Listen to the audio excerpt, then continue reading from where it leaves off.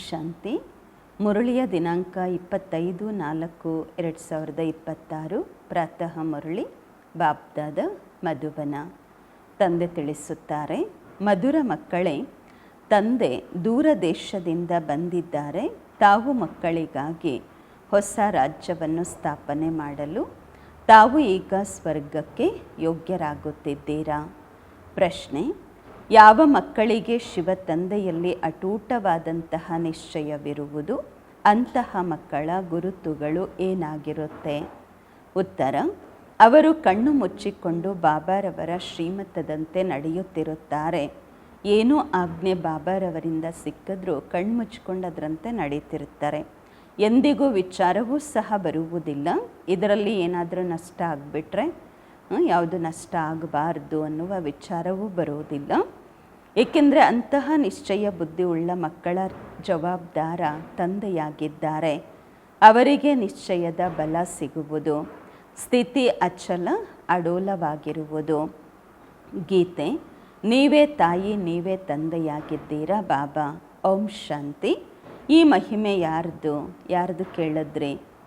ನೀವು ಮಕ್ಕಳ ವಿನಃ ಪ್ರಪಂಚದಲ್ಲಿ ಬೇರೆ ಯಾರೂ ಸಹ ಇದನ್ನು ತಿಳಿದುಕೊಂಡಿಲ್ಲ.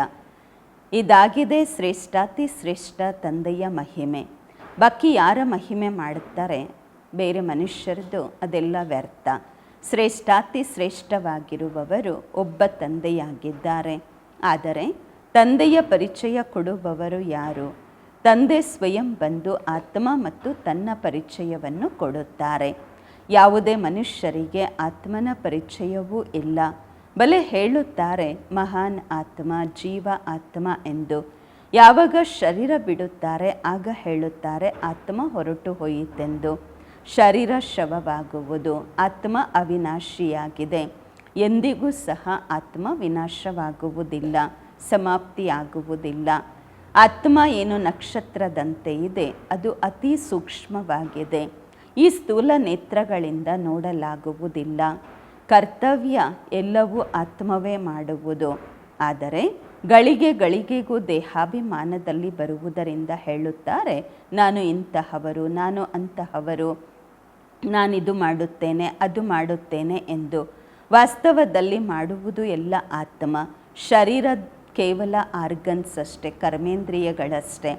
ಈ ಸಾಧು ಮುಂತಾದವರು ಸಹ ತಿಳಿದುಕೊಂಡಿದ್ದಾರೆ ಆತ್ಮ ಅತಿ ಸೂಕ್ಷ್ಮವಾಗಿದೆ, ಭ್ರುಕುಟಿಯ ಮಧ್ಯದಲ್ಲಿ ಇರುತ್ತದೆ. ಆದರೆ ಅವರಿಗೆ ಈ ಜ್ಞಾನ ಇಲ್ಲ, ಆತ್ಮನಲ್ಲಿ ಈ ಪಾತ್ರ ಅಭಿನಯಿಸುವ ಸಂಸ್ಕಾರ ಇದೆ ಎಂದು. ಕೆಲವರು ಹೇಳುತ್ತಾರೆ ಆತ್ಮನಲ್ಲಿ ಸಂಸ್ಕಾರ ಇರುವುದಿಲ್ಲ, ಆತ್ಮ ನಿರ್ಲೇಪ ಎಂದು ಹೇಳುತ್ತಾರೆ. ಇನ್ನು ಕೆಲವರು ಹೇಳುತ್ತಾರೆ ಸಂಸ್ಕಾರಗಳ ಅನುಗುಣವಾಗಿ ಜನ್ಮ ಸಿಗುವುದೆಂದು. ಮತಭೇದಗಳು ಬಹಳಷ್ಟು ಇವೆ. ಇದು ಸಹ ಯಾರಿಗೂ ಗೊತ್ತಿಲ್ಲ ಯಾವ ಆತ್ಮರು 84 ಜನ್ಮಗಳನ್ನು ಪಡೆಯುತ್ತಾರೆ. ತಾವು ತಿಳಿದುಕೊಂಡಿದ್ದೀರಾ ಸೂರ್ಯವಂಶದವರ 84 ಜನ್ಮಗಳ ಚಕ್ರವನ್ನು ಸುತ್ತುತ್ತಾರೆ. ಆತ್ಮವೇ 84 ಜನ್ಮದ ಚಕ್ರ ಸುತ್ತಿ ಪತಿತ ಆಗುವುದು. ಮತ್ತು ಆತ್ಮನನ್ನು ಈಗ ಪಾವನ ಮಾಡುವವರು ಯಾರು? ಪತಿತ ಪಾವನ ಶ್ರೇಷ್ಠಾತಿ ಶ್ರೇಷ್ಠ ತಂದೆ ಒಬ್ಬರೇ ಆಗಿದ್ದಾರೆ.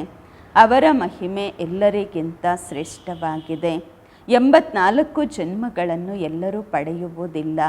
ಅನಂತರ ಬರುವಂತಹವರು 84 ಜನ್ಮ ಪಡೆಯುವುದಿಲ್ಲ. ಎಲ್ಲರೂ ಒಟ್ಟಿಗೆ ಬರುವುದೂ ಇಲ್ಲ. ಯಾರು ಮೊಟ್ಟ ಮೊದಲು ಸತ್ಯಯುಗದಲ್ಲಿ ಬರುತ್ತಾರೆ, ಸೂರ್ಯವಂಶಿ ರಾಜರು ಮತ್ತು ಪ್ರಜೆಗಳು, ಅವರದು 84 ಜನ್ಮ ಇರುವುದು. ಅನಂತರ ಮನುಷ್ಯರ ವೃದ್ಧಿ ಬಹಳ ಆಗತ್ತೆ ಅಲ್ವಾ? ಕೆಲವ್ರದ್ದು 83 ಜನ್ಮ, ಇನ್ನು ಕೆಲವ್ರದ್ದು 80 ಜನ್ಮಗಳು ಇರತ್ತೆ. ಅಲ್ಲಿ ಸತ್ಯಯುಗದಲ್ಲಂತೂ ಪೂರ್ತಿ 150 ವರ್ಷಗಳ ಆಯುಷ್ಯು ಇರುವುದು. ಯಾರು ಬೇಗ ಶರೀರ ಬಿಡುವುದಿಲ್ಲ. ಈ ಮಾತುಗಳನ್ನು ತಂದೆಯೇ ಕುಳಿತು ತಿಳಿಸುತ್ತಿದ್ದಾರೆ. ಈಗ ಯಾರೂ ಸಹ ಪರಂಪಿತ ಪರಮಾತ್ಮನನ್ನು ಯಥಾರ್ಥವಾಗಿ ತಿಳಿದುಕೊಂಡಿಲ್ಲ. ತಂದೆ ಹೇಳುತ್ತಾರೆ ಹೇಗೆ ನೀವು ಆತ್ಮ ಇದ್ದೀರಾ ಹಾಗೆಯೇ ನಾನು ಸಹ ಆತ್ಮ ಆಗಿದ್ದೇನೆ. ನೀವು ಕೇವಲ ಜನನ ಮರಣದಲ್ಲಿ ಬರುತ್ತೀರಾ, ನಾನು ಬರುವುದಿಲ್ಲ. ನನ್ನನ್ನು ಕರೆಯುವುದು ಸಹ ಯಾವಾಗ ಪತಿತರಾಗುತ್ತೀರಾ ಆಗ ಕರೆಯುತ್ತೀರಾ. ಯಾವಾಗ ತುಂಬ ದುಃಖಿಗಳಾಗುತ್ತೀರಾ ಆಗ ಕರೆಯುತ್ತೀರಾ. ಈ ಸಮಯದಲ್ಲಿ ತಾವು ಮಕ್ಕಳಿಗೆ ಶಿವ ತಂದೆ ಓದಿಸುತ್ತಿದ್ದಾರೆ. ಕೆಲವರು ಕೇಳುತ್ತಾರೆ, ಇದನ್ನು ಹೇಗೆ ಒಪ್ಕೊಳ್ಳೋದು, ಭಗವಂತ ಬಂದಿದ್ದಾರೆ ಎಂಬುದನ್ನು ಅಂದಾಗ ಅವರಿಗೆ ತಿಳಿಸಬೇಕು. ಎಲ್ಲರೂ ಕರೆಯುತ್ತೀರಾ ಅಲ್ವಾ, ಏ ಪತಿತ ಪಾವನ ಬನ್ನಿ ಎಂದು. ಅವರಂತೂ ನಿರಾಕಾರ ಆಗಿದ್ದಾರೆ, ಅವರಿಗೆ ತಮ್ಮದೇ ಆದ ಶರೀರವಂತೂ ಇಲ್ಲ. ಬರುವುದು ಸಹ ಪತಿತ ಪ್ರಪಂಚದಲ್ಲಿ, ಪಾವನ ಪ್ರಪಂಚದಲ್ಲಂತೂ ಬರುವುದಿಲ್ಲ. ಈ ರೀತಿ ತಿಳಿಸಬೇಕು. ಇದನ್ನು ಸಹ ತಿಳಿಸಬೇಕು, ಪರಮಾತ್ಮ ಇಷ್ಟು ಚಿಕ್ಕ ಬಿಂದುವಾಗಿದ್ದಾರೆ, ಹೇಗೆ ಆತ್ಮವೂ ಸಹ ಚಿಕ್ಕ ಬಿಂದುವಾಗಿದೆ. ಆದರೆ ಮನುಷ್ಯ ಸೃಷ್ಟಿಯ ಬೀಜರೂಪ ಪರಮಾತ್ಮ ನಾಲೆಜ್ಫುಲ್ ಆಗಿದ್ದಾರೆ. ತಂದೆ ಹೇಳುತ್ತಾರೆ, ನೀವು ನನ್ನನ್ನು ಪರಂಪಿತ ಪರಮಾತ್ಮ ಎಂದು ಹೇಳುತ್ತೀರಾ, ಅವಶ್ಯವಾಗಿ ಕರೆಯುತ್ತೀರಾ ಅಲ್ವಾ. ಗಾಯನವೂ ಇದೆ, ದೂರ ದೇಶದಲ್ಲಿ ಇರುವಂತಹ ತಂದೆ ಬಂದಿದ್ದಾರೆ ಪರದೇಶದಲ್ಲಿ. ಈಗ ತಂದೆಯ ಮೂಲಕವೇ ಗೊತ್ತಾಗುವುದು, ಈಗ ನಾವು ಪರದೇಶ ಅಂದರೆ ಅರ್ಥ ರಾವಣನ ದೇಶದಲ್ಲಿ ಇದ್ದೇವೆ. ಸತ್ಯಯುಗ ತ್ರೇತಾಯುಗದಲ್ಲಿ ನಾವು ಈಶ್ವರೀಯ ದೇಶ ಅಂದರೆ ಅರ್ಥ ನಮ್ಮ ದೇಶದಲ್ಲಿ ಇದ್ದೆವು. ನಂತರ ದ್ವಾಪರದಿಂದ ಹಿಡಿದು ನಾವು ಪರದೇಶ ಪರ ರಾಜ್ಯದಲ್ಲಿ ಬಂದಿದ್ದೇವೆ. ವಾಮ ಮಾರ್ಗದಲ್ಲಿ ಬರುತ್ತೇವೆ. ಅನಂತರ ಭಕ್ತಿ ಮಾರ್ಗ ಪ್ರಾರಂಭವಾಗುವುದು. ಮೊಟ್ಟ ಮೊದಲು ಶಿವ ತಂದೆಯ ಭಕ್ತಿ ಮಾಡಲು ತೊಡಗುತ್ತೇವೆ. ಶಿವ ತಂದೆಯ ಲಿಂಗ ಎಷ್ಟು ದೊಡ್ಡದನ್ನಾಗಿ ಮಾಡುತ್ತಾರೆ, ಆದರೆ ಅಷ್ಟು ದೊಡ್ಡದಾಗಂತೂ ಶಿವ ತಂದೆ ಇಲ್ಲ, ಬಿಂದುವಾಗಿದ್ದಾರೆ. ಈಗ ತಾವು ತಿಳಿದುಕೊಂಡಿದ್ದೀರಾ ಆತ್ಮ ಮತ್ತು ಪರಮಾತ್ಮನಲ್ಲಿ ಏನು ಅಂತರವಿದೆ ಎಂಬುದನ್ನು. ಬಾಬಾರವರಂತೂ ಜ್ಞಾನಪೂರ್ಣರಾಗಿದ್ದಾರೆ, ಸದಾ ಪಾವನರಾಗಿದ್ದಾರೆ, ಸುಖ ಸಾಗರ ಆನಂದ ಸಾಗರ ಆಗಿದ್ದಾರೆ. ಇದೆಲ್ಲವೂ ಸಹ ಪರಮಾತ್ಮನ ಮಹಿಮೆ ಆಗಿದೆ ಅಲ್ವಾ.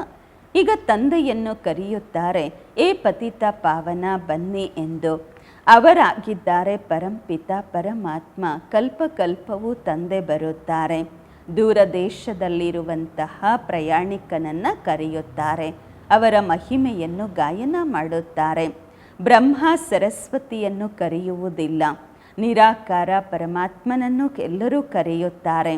ಆತ್ಮ ಕರೆಯುತ್ತೆ, ದೂರ ದೇಶದಲ್ಲಿ ಇರುವಂತಹ ತಂದೆಯೇ ಈಗ ಬನ್ನಿ ಪರದೇಶದಲ್ಲಿ ಎಂದು. ಏಕೆಂದರೆ ಎಲ್ಲರೂ ಪತಿತರಾಗಿದ್ದಾರೆ. ಬಾಬಾ ಹೇಳುತ್ತಾರೆ, ನಾನು ಬರುವುದು ಸಹ ಯಾವಾಗ ರಾವಣನ ರಾಜ್ಯ ಸಮಾಪ್ತಿಯಾಗುವುದು. ನಾನು ಬರುತ್ತೇನೆ ಸಂಗಮ ಯುಗದಲ್ಲಿ, ಇದು ಯಾರಿಗೂ ಸಹ ಗೊತ್ತಿಲ್ಲ. ಹೇಳುತ್ತಾರೆ ಅವರು ಪರಮಾತ್ಮ ಎಂದು ಬಿಂದುವಾಗಿದ್ದಾರೆ. ಈ ಕಾಲದಲ್ಲಿ ಮತ್ತೆ ಹೇಳುತ್ತಾರೆ ಆತ್ಮವೇ ಪರಮಾತ್ಮ, ಪರಮಾತ್ಮವನೇ ಆತ್ಮ ಎಂದು. ಆತ್ಮನೇ ಪರಮಾತ್ಮ ಆಗಲು ಸಾಧ್ಯವಿಲ್ಲ.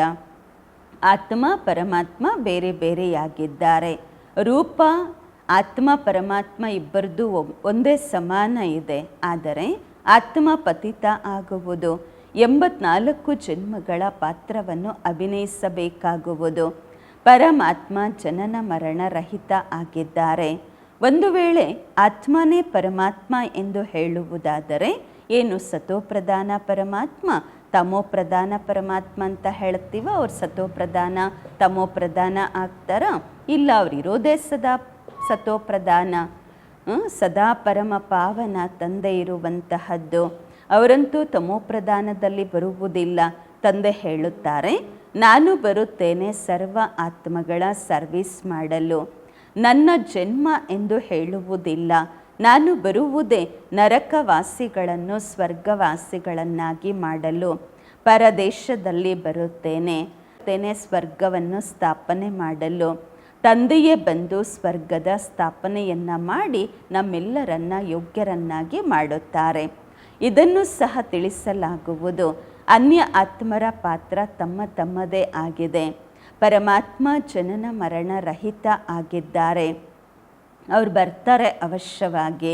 ಆದ್ದರಿಂದಲೇ ಶಿವರಾತ್ರಿಯನ್ನು ಆಚರಿಸಲಾಗುವುದು.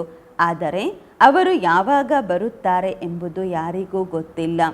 ಸುಮ್ಮನೆ ಹಾಗೆ ಶಿವ ಜಯಂತಿಯನ್ನು ಆಚರಿಸುತ್ತಾ ಬಂದಿದ್ದಾರೆ.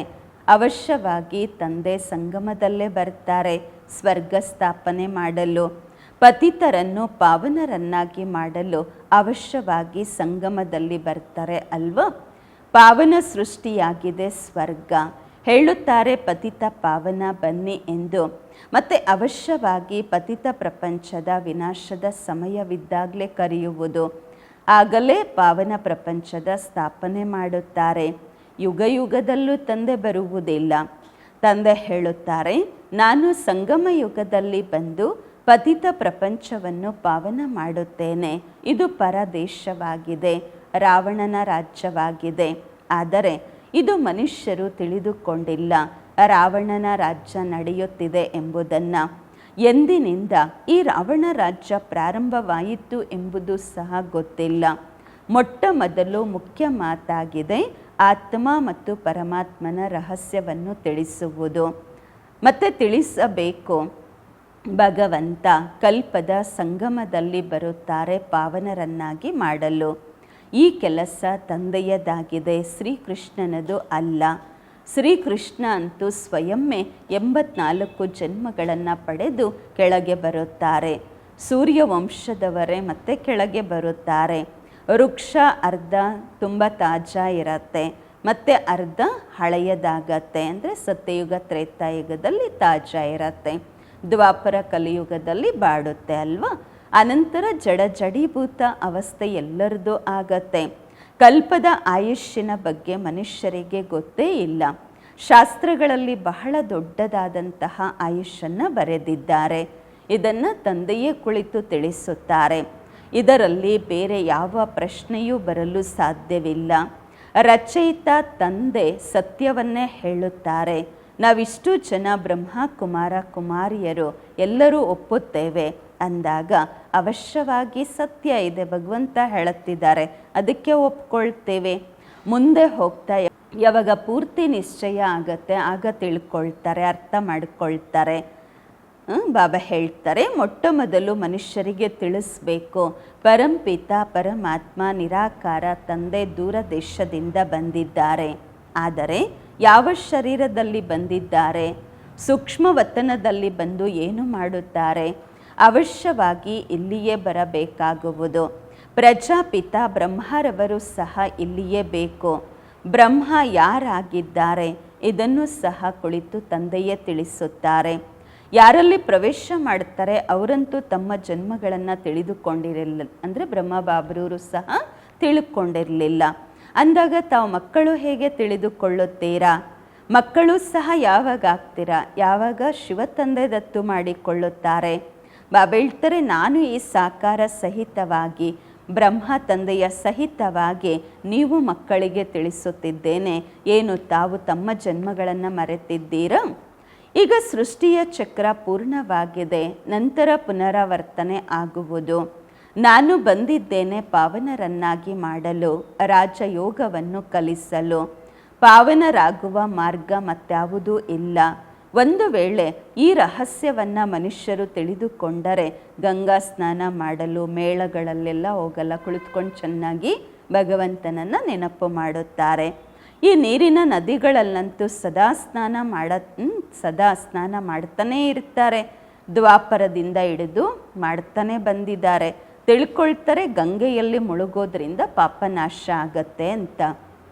ಆದರೆ ಯಾವುದೇ ಪಾಪ ಅಂತೂ ನಾಶ ಆಗಿಲ್ಲ ಇಲ್ಲಿವರೆಗೂ. ಪತಿತ ಪಾವನ ಶಿವ ತಂದೆಯಾಗಿದ್ದಾರೆ. ಮೊಟ್ಟ ಮೊದಲು ಆತ್ಮ ಮತ್ತು ಪರಮಾತ್ಮನ ರಹಸ್ಯವನ್ನು ಎಲ್ಲರಿಗೂ ತಿಳಿಸಿರಿ. ಆತ್ಮರೇ ಪರಮಾತ್ಮ ತಂದೆಯನ್ನು ಕರೆಯುತ್ತಾರೆ. ಅವರು ನಿರಾಕಾರ ಆಗಿದ್ದಾರೆ. ಆತ್ಮವು ನಿರಾಕಾರ ಆಗಿದೆ. ಈ ಕರ್ಮೇಂದ್ರಿಯಗಳ ಮೂಲಕ ಆತ್ಮ ಕರೆಯುತ್ತೆ. ಭಕ್ತಿಯ ನಂತರ ಭಗವಂತ ಬರುತ್ತಾರೆ. ಇದು ಸಹ ಡ್ರಾಮಾದಲ್ಲಿ ನಿಗದಿಯಾಗಿದೆ. ತಂದೆ ಹೇಳುತ್ತಾರೆ, ನಾನೇ ಹೊಸ ಪ್ರಪಂಚದ ಸ್ಥಾಪನೆ ಮಾಡಲು ಬರಬೇಕಾಗುವುದು. ಶಾಸ್ತ್ರಗಳಲ್ಲಿಯೂ ಸಹ ಇದೆ. ಯಾವಾಗ ಭಗವಂತನಿಗೆ ಸಂಕಲ್ಪ ಬಂತು ಆಗ ಅವಶ್ಯವಾಗಿ ಡ್ರಾಮಾ ಪ್ಲ್ಯಾನ್ ಅನುಸಾರವಾಗಿ ತಂದೆಗೆ ಸಂಕಲ್ಪ ಬಂದಿರಬಹುದು. ಮೊದಲೆಲ್ಲ ಈ ಮಾತುಗಳ ಬಗ್ಗೆ ಗೊತ್ತಿರಲಿಲ್ಲ. ದಿನ ಪ್ರತಿದಿನ ತಿಳಿದುಕೊಳ್ಳುತ್ತಾ ಹೋಗುತ್ತಿದ್ದೀರಾ. ತಂದೆ ಹೇಳುತ್ತಾರೆ, ನಾನು ನಿಮಗೆ ಹೊಸ ಹೊಸ ಗುಹ್ಯ ಮಾತುಗಳನ್ನು ತಿಳಿಸುತ್ತಿದ್ದೇನೆ.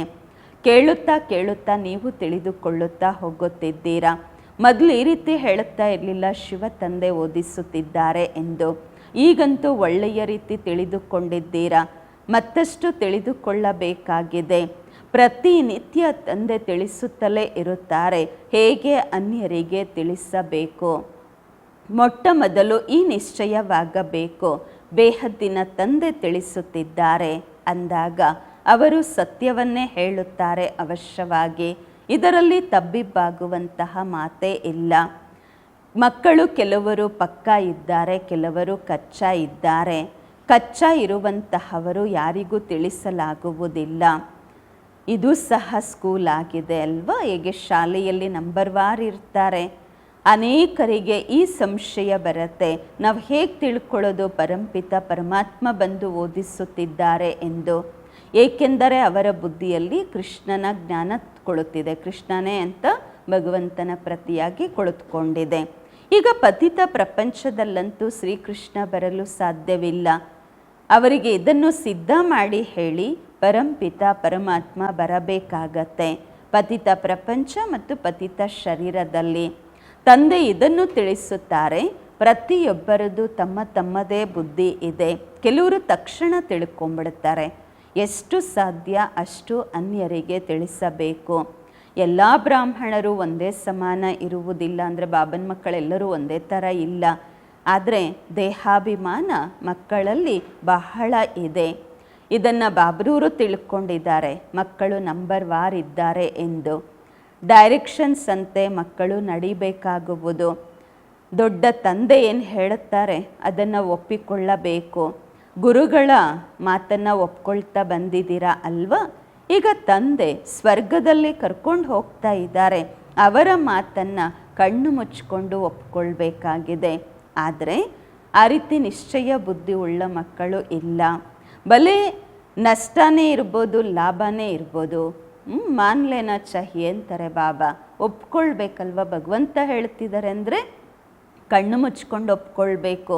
ಈಗ ಭಲೆ ತಿಳ್ಕೊಳ್ಳಿ ನಷ್ಟ ಆಗ್ಬಿಡತ್ತೆ ಅಂದ್ಕೊಳ್ಳಿ. ಮತ್ತೆಯೂ ಸಹ ಬಾಬಾ ಹೇಳ್ತಾರೆ ಸದಾ ತಿಳ್ಕೊಳ್ಳಿ, ಶಿವ ಬಾಬಾ ಹೇಳ್ತಿದ್ದಾರೆ. ಈ ಬ್ರಹ್ಮ ಬಾಬರವ್ರಿಗೋಸ್ಕರ ತಿಳ್ಕೊಬೇಡಿ.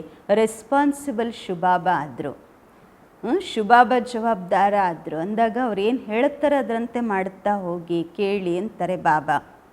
ಈ ಬ್ರಹ್ಮ ಬಾಬರವರಂತೂ ಅವರ ರಥ ಆಗಿದ್ದಾರೆ.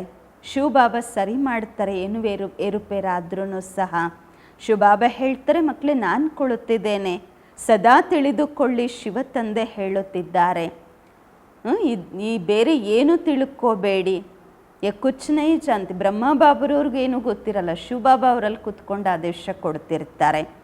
ಆ ರೀತಿನೇ ತಿಳ್ಕೊಳ್ಳಿ, ಶಿವಬಾಬಾ ಹೇಳುತ್ತಿದ್ದಾರೆ. ಒಂದು ಕಡೆ ನಿಶ್ಚಯ ಅಂತೂ ಇರಬೇಕಲ್ವ. ಶಿವಬಾಬಾ ಹೇಳುತ್ತಿದ್ದಾರೆ ನನ್ನ ಮಾತನ್ನು ಒಪ್ಪಿಕೊಳ್ಳಿ, ಆಗ ನಿಮ್ಮ ಕಲ್ಯಾಣವಾಗುವುದು. ಈ ಬ್ರಹ್ಮ ತಂದೆಯೂ ಸಹ ಒಂದು ವೇಳೆ ಏನಾದರೂ ಹೇಳಿದರೆ ಅವರೂ ಸಹ ಅವ್ರು ಹೇಳಿದ್ರೂ ಸಹ ನಾನು ಜವಾಬ್ದಾರ ಅಂತಾರೆ ಶಿವಬಾಬಾ. ಬ್ರಹ್ಮ ಬಾಬಾ ಏನಾದರೂ ಹೇಳಿದ್ರು ಶಿವಬಾಬಾ ಜವಾಬ್ದಾರ ಆಗಿದ್ದಾರೆ. ನೀವು ಮಕ್ಕಳು ಚಿಂತೆ ಮಾಡಬೇಡಿ. ಶಿವ ತಂದೆಯನ್ನು ನೆನಪು ಮಾಡುವುದರಿಂದ ಸ್ಥಿತಿ ಮತ್ತಷ್ಟು ಪಕ್ಕ ಆಗುವುದು. ನಿಶ್ಚಯದಲ್ಲಿ ವಿಕರ್ಮ ವಿನಾಶವಾಗತ್ತೆ, ಬಲನೂ ಸಹ ಸಿಗತ್ತೆ. ಎಷ್ಟೆಷ್ಟು ತಂದೆಯನ್ನು ನೆನಪು ಮಾಡುತ್ತೀರಾ ಅಷ್ಟು ಬಲ ಜಾಸ್ತಿ ಸಿಗತ್ತೆ. ಯಾರು ತಂದೆಯ ಶ್ರೀಮತದಂತೆ ನಡೆದು ಸರ್ವಿಸ್ ಮಾಡುತ್ತಿರುತ್ತಾರೆ ಅವರೇ ಶ್ರೇಷ್ಠ ಪದವಿಯನ್ನು ಪಡೆದುಕೊಳ್ಳುತ್ತಾರೆ. ಅನೇಕರಲ್ಲಿ ದೇಹಾಭಿಮಾನ ಬಹಳ ಇರುತ್ತದೆ. ಬಾಬರವರು ನೋಡಿ ಎಲ್ಲ ಮಕ್ಕಳ ಜೊತೆ ಹೇಗೆ ಪ್ರೀತಿಯಿಂದ ವ್ಯವಹಾರ ಮಾಡುತ್ತಾರೆ, ಎಲ್ಲರ ಜೊತೆ ಮಾತನಾಡುತ್ತಿರುತ್ತಾರೆ, ಮಕ್ಕಳನ್ನು ಕೇಳುತ್ತಾರೆ, ಆರಾಮಾಗಿ ಕೊಳುತ್ತಿದ್ದೀರಾ, ಚೆನ್ನಾಗಿದ್ದೀರಾ, ಯಾವುದೇ ಕಷ್ಟ ಇಲ್ವಾ ಎಂದು. ಪ್ರೀತಿ ಇದೆ ಅಲ್ವಾ ಮಕ್ಕಳಿಗಾಗಿ ಬಾಬ್ರವರಿಗೆ. ಬೇಹದ್ದಿನ ತಂದೆ ಮಕ್ಕಳಿಗೋಸ್ಕರ ಎಷ್ಟು ಮಾಡ್ತಿದ್ದಾರೆ. ಬೇಹದ್ದಿನ ತಂದೆಗೆ ಎಷ್ಟು ಪ್ರೀತಿ ಇದೆ ಮಕ್ಕಳ ಪ್ರತಿಯಾಗಿ. ಆದರೆ ಮಕ್ಕಳು ಯಾರೆಷ್ಟು ಶ್ರೀಮತದಂತೆ ಸರ್ವಿಸ್ ಮಾಡುತ್ತೀರಾ ಅದರ ಅನುಸಾರವಾಗಿ ಪ್ರೀತಿ ಇರುತ್ತೆ ಅಂತಾರೆ ಬಾಬಾ. ಸರ್ವಿಸ್ನಲ್ಲಿಯೇ ಲಾಭ ಇದೆ. ಸರ್ವಿಸ್ನಲ್ಲಿ ಮೂಳೆಯನ್ನು ಸವೆಸಬೇಕು, ಮೂಳೆಗಳನ್ನು ತೊಡಗಿಸಬೇಕು. ಯಾವುದೇ ಕೆಲಸ ಮಾಡ್ತಿರ್ತೀರಾ ಅಂದಾಗ ಬಾಬ್ರವರ ಸೇವೆ ಮಾಡುತ್ತಾ ಇದ್ದಾಗ ಅಂತಹ ಮಕ್ಕಳು ತಂದೆಯ ಹೃದಯದಲ್ಲಿ ಇರ್ತಾರೆ. ಬಾಬನು ತಿಳ್ಕೊಳ್ತಾರಂತೆ ಈ ಮಕ್ಕಳು ಫಸ್ಟ್ ಕ್ಲಾಸ್ ಮಕ್ಕಳು ಎಂದು. ಆದರೆ ನಡೆಯುತ್ತಾ ನಡೆಯುತ್ತಾ ಕೆಲವರ ಮೇಲೆ ಗ್ರಹಚಾರ ಕುಳಿತುಕೊಳ್ಳುತ್ತದೆ. ಮಾಯೆಯ ಸಾಮ್ನ ಆಗತ್ತೆ, ಮಾಯೆಯ ಬಿರುಗಾಳಿ ಬರುತ್ತೆ ಅಲ್ವ, ಎದುರಿಸ್ಬೇಕಾಗತ್ತಲ್ವ. ಗ್ರಹಚಾರದ ಕಾರಣದಿಂದಾಗಿ ಮತ್ತೆ ಜ್ಞಾನ ತಗೊಳ್ಳೋದಿಲ್ಲ. ಕೆಲವರಂತೂ ಮತ್ತೆ ಕರ್ಮಣ ಸೇವೆಯನ್ನು ಅದಕ್ಕಾಗಿ ಮಾಡ್ತಿರ್ತಾರೆ. ನಿಮ್ಮ ಕೆಲಸವಾಗಿದೆ ಎಲ್ಲರನ್ನ ಸುಖಧಾಮದ ಮಾಲೀಕರನ್ನಾಗಿ ಮಾಡುವುದು. ಬಾಬಾ ಹೇಳ್ತಾರೆ, ಮಕ್ಕಳೇ ಯಾರಿಗೂ ದುಃಖ ಕೊಡಬೇಡಿ. ಜ್ಞಾನ ಇಲ್ಲ ಅಂತ ಅಂದರೆ ಬಹಳ ದುಃಖ ಕೊಡುತ್ತಿರ್ತಾರೆ. ಮತ್ತು ಅವರಿಗೆ ಎಷ್ಟೇ ತಿಳಿಸಿ ಅವರು ತಿಳಿದುಕೊಳ್ಳುವುದೇ ಇಲ್ಲ. ಮೊಟ್ಟ ಮೊದಲ ತಿಳುವಳಿಕೆ ಕೊಡಬೇಕು, ಆತ್ಮ ಮತ್ತು ಪರಮಾತ್ಮನ ತಿಳುವಳಿಕೆ. ಹೇಗೆ ಆತ್ಮನಲ್ಲಿ 84 ಜನ್ಮಗಳ ಪಾತ್ರ ಅಡಕವಾಗಿದೆ, ಅವಿನಾಶಿ ಪಾತ್ರವಾಗಿದೆ. ಅದು ಎಂದಿಗೂ ಪರಿವರ್ತನೆ ಆಗುವುದಿಲ್ಲ, ಡ್ರಾಮದಲ್ಲಿ ನಿಗದಿಯಾಗಿದೆ. ಈ ನಿಶ್ಚಯ ಎಂದಿಗೂ ಅಲುಗಾಡಬಾರದು. ನಿಶ್ಚಯ ಇತ್ತು ಅಂದರೆ ಅಲುಗಾಡೋದು ಇಲ್ಲ ಅಂತಾರೆ ಬಾಬಾ. ಬಹಳ ಜನ ಅಲುಗಾಡ್ಬಿಡುತ್ತಾರೆ. ಅಂತಿಮದಲ್ಲಿ ಯಾವಾಗ ಬಂಬುಗಳ ಕಾಡು ಈ ಪ್ರಪಂಚಕ್ಕೆ ಬೆಂಕಿ ಬೀಳತ್ತೆ ಆಗ ಅಚ್ಚಲರಾಗ್ತಾರೆ. ಈಗಂತೂ ಬಹಳ ಯುಕ್ತಿಯಿಂದ ತಿಳಿಸಬೇಕು. ಒಳ್ಳೊಳ್ಳೆಯ ಮಕ್ಕಳಂತೂ ಸರ್ವಿಸ್ನಲ್ಲಿ ಇರುತ್ತಾರೆ, ತಂದೆಯ ಹೃದಯವನ್ನು ಗೆದ್ದಿದ್ದಾರೆ. ಬಹಳಷ್ಟು ಜನ ಮಕ್ಕಳು ಬಹಳ ತೀಕ್ಷ್ಣವಾಗಿ ಹೋಗುತ್ತಿದ್ದಾರೆ, ಬಹಳ ಪರಿಶ್ರಮ ಪಡುತ್ತಾರೆ. ಅವರಿಗೆ ಸರ್ವಿಸ್ ಮಾಡುವ ಬಹಳ ಆಸಕ್ತಿ ಇರುತ್ತದೆ. ಯಾರಲ್ಲಿ ಯಾವ ಗುಣ ಇರುತ್ತೆ ಅದನ್ನು ಬಾಬಾ ವರ್ಣನೆ ಮಾಡುತ್ತಾರೆ. ಒಳ್ಳೆಯದು. ಮಧುರಾತಿ ಮಧುರ ಅಗಲಿ ಹೋಗಿ ಮರಳಿ ಸಿಕ್ಕಿರುವ ಮಕ್ಕಳ ಪ್ರತಿಯಾಗಿ ಮಾತ್ಪಿತಾ ಬಾಪ್ದಾದಾರವರ ನೆನಪು, ಪ್ರೀತಿ, ಬೆಳಗಿನ ವಂದನೆಗಳು. ಆತ್ಮಿಕ ಮಕ್ಕಳಿಗೆ ಆತ್ಮಿಕ ತಂದೆಯ ನಮಸ್ಕಾರಗಳು. ನಾವು ಆತ್ಮಿಕ ಮಕ್ಕಳಿಂದ ಆತ್ಮಿಕ ಮಾತ್ಪಿತಾ ಬಾಪ್ದಾದಾರವರಿಗೆ ನೆನಪು, ಪ್ರೀತಿ, ಬೆಳಗಿನ ವಂದನೆಗಳು ಹಾಗೂ ನಮಸ್ಕಾರಗಳು. ಧಾರಣೆಗಾಗಿ ಮುಖ್ಯ ಸಾರ. ಫಸ್ಟ್ ಪಾಯಿಂಟು, ಸರ್ವೀಸ್ನಲ್ಲಿ ಮೂಳೆಗಳನ್ನು ತೊಡಗಿಸಬೇಕು. ಯಾವುದೇ ಮಾತಿನಲ್ಲಿ ಸಂಶಯ ಬರಬಾರದು. ಎಲ್ಲರಿಗೂ ಸರ್ವೀಸಿಂದ ಸುಖ ಕೊಡಬೇಕು, ದುಃಖ ಕೊಡಬಾರದು. ಎರಡನೇ ಪಾಯಿಂಟು, ನಿಶ್ಚಯದ ಬಲದಿಂದ ತಮ್ಮ ಅವಸ್ಥೆಯನ್ನು, ತಮ್ಮ ಸ್ಥಿತಿಯನ್ನು ಅಡೋಲ ಮಾಡಿಕೊಳ್ಳಬೇಕು. ಏನೋ ಬಾಬರವರಿಂದ ಶ್ರೀಮತ ಸಿಗುತ್ತಿದೆ, ಅದರಲ್ಲಿ ಕಲ್ಯಾಣ ಸಮಾವೇಶವಾಗಿದೆ. ಏಕೆಂದರೆ ಜವಾಬ್ದಾರ ತಂದೆಯಾಗಿದ್ದಾರೆ. ಆದ್ದರಿಂದ ಚಿಂತೆ ಮಾಡಬಾರದು. ಬಾಬನ ಶ್ರೀಮತದಂತೆ ನಡೆದ್ರೆ ಏನಾಗುತ್ತೋ, ಏಕಾಗುತ್ತೋ, ಬಾಬಾ ಹಾಗೆ ಯಾಕೆ ಹೇಳಿದ್ರು, ಈಗ ಯಾಕೆ ಹೇಳಿದ್ರು, ಇದೇನೂ ಬರಬಾರ್ದು. ಬಾಬಾ ಏನು ಹೇಳ್ತಾರೆ ಅದರಲ್ಲಿ ಕಲ್ಯಾಣವೇ ಸಮಾವೇಶವಾಗಿರುತ್ತೆ. ಹಾಗಾಗಿ ಚಿಂತೆ ಮಾಡುವ ಅವಶ್ಯಕತೆ ಇಲ್ಲ. ವರದಾನ: ಯೋಗಯುಕ್ತ ಸ್ಥಿತಿಯ ಮೂಲಕ ಸೂಕ್ಷ್ಮ ಮತ್ತು ಕಠಿಣ ಬಂಧನಗಳನ್ನು ಕ್ರಾಸ್ ಮಾಡುವಂತಹ ಬಂಧನ ಮುಕ್ತರಾಗಿರಿ. ಯೋಗಯುಕ್ತ ಸ್ಥಿತಿಯ ಮೂಲಕ ಸೂಕ್ಷ್ಮ ಮತ್ತು ಕಠಿಣ ಬಂಧನಗಳನ್ನು ಕ್ರಾಸ್ ಮಾಡುವಂತಹ ಬಂಧನ ಮುಕ್ತರಾಗಿರಿ. ವರದಾನದ ವಿಶ್ಲೇಷಣೆ: ಯೋಗಯುಕ್ತ ಸ್ಥಿತಿಯ ಗುರುತಾಗಿದೆ ಬಂಧನ ಮುಕ್ತರು. ಯೋಗಯುಕ್ತರ ಗುರುತಾಗಿದೆ ಬಂಧನ ಮುಕ್ತ. ಯೋಗಯುಕ್ತ ಆಗುವುದರಲ್ಲಿ ಎಲ್ಲದಕ್ಕಿಂತ ದೊಡ್ಡ ಅಂತಿಮ ಬಂಧನವಾಗಿದೆ ಸ್ವಯಂವನ್ನು ಬುದ್ಧಿವಂತರೆಂದು ತಿಳಿದು ಶ್ರೀಮತವನ್ನು ತಮ್ಮ ಬುದ್ಧಿಯ ಕಮಾಲ್ ಎಂದು ತಿಳಿದುಕೊಳ್ಳುವುದು. ಅಂದರೆ ಅರ್ಥ, ಶ್ರೀಮತದಲ್ಲಿ ತಮ್ಮ ಬುದ್ಧಿವಂತಿಕೆಯನ್ನು ಮಿಕ್ಸ್ ಮಾಡುವುದು. ಇದಕ್ಕೆ ಬುದ್ಧಿಯ ಅಭಿಮಾನ ಎಂದು ಹೇಳಲಾಗುವುದು. ಎರಡನೇದಾಗಿ, ಯಾವಾಗ ಯಾವುದೇ ಕಮ್ಸೋರಿಯ ಇಶಾರೆ ಸಿಗುತ್ತೆ, ಯಾರಾದರೂ ಬಲಹೀನತೆ ಇದೆ ಅಂತ ಇಶಾರೆ ಕೊಡ್ತಾರೆ ಅಥವಾ ಕೆಟ್ಟದ್ದೇನಾದರೂ ಆಗತ್ತೆ, ಒಂದು ವೇಳೆ ಆ ಸಮಯದಲ್ಲಿ ಕಿಂಚಿತ್ತು ವ್ಯರ್ಥ ಸಂಕಲ್ಪ ನಡೆದರೂ ಕೂಡ ಬಂಧನ ಆಗಿದೆ. ಯಾರಾದರೂ ತಪ್ಪು ಮಾಡ್ತಾರೆ ಅಥವಾ ಕಮ್ಸೋರಿಯ ಇಶಾರೆ ಸಿಗತ್ತೆ, ಆ ಸಮಯದಲ್ಲಿ ಕಿಂಚಿತ್ತು ವ್ಯರ್ಥ ಸಂಕಲ್ಪ ಬಂದರೂ ಸಹ ಬಂಧನ. ಯಾವಾಗ ಈ ಬಂಧನಗಳನ್ನು ಕ್ರಾಸ್ ಮಾಡಿ ಸೋಲು ಗೆಲುವು ನಿಂದ ಸ್ತುತಿಯಲ್ಲಿ ಸಮಾನ ಸ್ಥಿತಿ ಮಾಡಿಕೊಳ್ತೀರಾ, ಆಗ ಹೇಳಬಹುದು ಸಂಪೂರ್ಣ ಬಂಧನ ಮುಕ್ತರೆಂದು. ಸ್ಲೋಗನ್: ಮೊದಲು ಯೋಚಿಸಬೇಕು, ನಂತರ ಮಾಡಬೇಕು. ಇದೇ ಜ್ಞಾನಿತು ಆತ್ಮನ ಗುಣವಾಗಿದೆ. ಮೊದಲು ಯೋಚಿಸಬೇಕು, ಅನಂತರ ಮಾಡಬೇಕು. ಇದೇ ಜ್ಞಾನಿ ಆತ್ಮನ ಗುಣವಾಗಿದೆ. ಅವ್ಯಕ್ತ ಇಶಾರೆ: ಮಹಾನ್ ಆಗಲು ಮಧುರತೆ ಮತ್ತು ನಮ್ರತೆಯ ಗುಣವನ್ನು ಧಾರಣೆ ಮಾಡಿಕೊಳ್ಳಿ. ಹೇಗೆ ಮಗುಗೇನು ಗೊತ್ತೇ ಇರಲ್ಲ. ನಷ್ಟ ಮಾಡುವಂತಹ ವಸ್ತುವನ್ನು ಆಟದ ಗೊಂಬೆ ಎಂದು ತಿಳಿದುಕೊಳ್ಳುತ್ತದೆ. ಮತ್ತು ಅದಕ್ಕೇನಾದರೂ ಕೊಟ್ಟು ಬಿಡಿಸ್ಬೇಕಾಗತ್ತೆ, ಬೇರೆ ಗೊಂಬೆಯನ್ನು, ಆಟದ ಗೊಂಬೆಯನ್ನು ಕೊಟ್ಟು ಬಿಡಿಸ್ಬೇಕಾಗತ್ತೆ. ಹಾಗೆ ಯಾರು ಅಲ್ಪಕಾಲದ ಮಾನ್ ಶಾನ್, ಅಲ್ಪಕಾಲದ ಇಚ್ಛೆ ಇಟ್ಟುಕೊಳ್ಳುತ್ತಾರೆ, ಅವರಿಗೆ ಗೌರವ ಕೊಟ್ಟು ಸ್ವಯಂ ನಿರ್ಮಾಣರಾಗಿರಿ.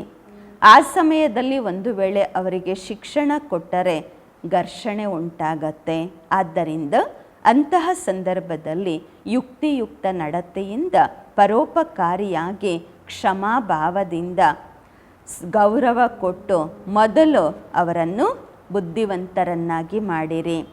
ಅದರಿಂದ ಅವರು ಸ್ವಯಂ ಅನುಭವ ಮಾಡ್ತಾರೆ, ರಿಯಲೈಸ್ ಮಾಡಿಕೊಳ್ತಾರೆ, ಈ ಮಾತು ನನಗೆ ನಷ್ಟಕಾರಕವಾಗಿತ್ತು. ಯಾವ್ದು ನಷ್ಟ ಆಗ್ತಿತ್ತು ಅದರಿಂದ ಯುಕ್ತಿಯಿಂದ ಅವರನ್ನು ಬಿಡಿಸ್ಬೇಕು. ಇಲ್ಲ ಡೈರೆಕ್ಟಾಗಿ ಹೇಳಿದ್ರೆ ಘರ್ಷಣೆ ಮಾಡ್ತಾರೆ. ಆಮೇಲೆ ಅವ್ರಿಗೆ ರಿಯಲೈಸ್ ಆಗುತ್ತೆ, ಇದು ಸರಿ, ಇವ್ರು ಮಾಡಿದ್ದು ಸರಿ, ನನಗೆ ಇದು ನಷ್ಟ ಮಾಡ್ತಾ ಇತ್ತು, ಇದರಿಂದ ಇವ್ರು ಬಿಡಿಸಿದ್ರು ಅಂತ ಅವ್ರಿಗೆ ಗೊತ್ತಾಗತ್ತೆ. ಓಂ ಶಾಂತಿ.